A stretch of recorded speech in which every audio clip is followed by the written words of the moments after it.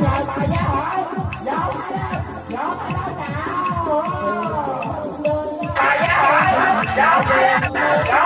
gian qua nhanh không trở lại. Ôi quý trung ương thế giới hôm nay một năm này quý tôi 85 tuổi tôi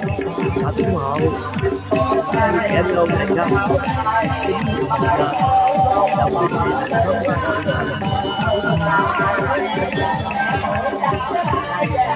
năm không nghĩ ngày nào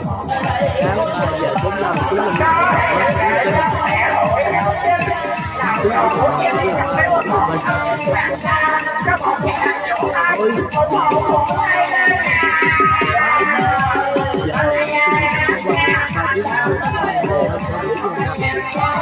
suối nước bình uống hết không có niềm tin tôi đã tu liên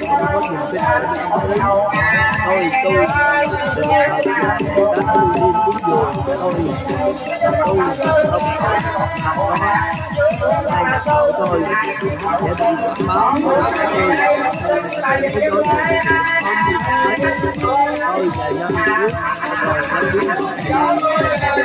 người thương mến tôi tôi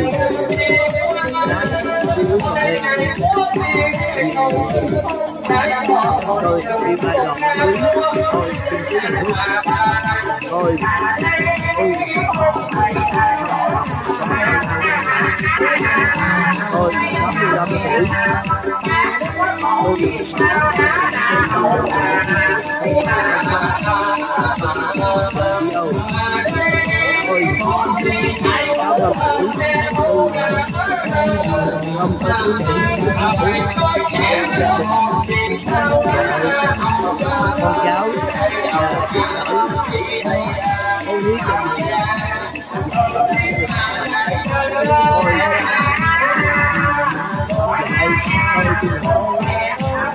hiếp bố thứ thấp là chúng con cháu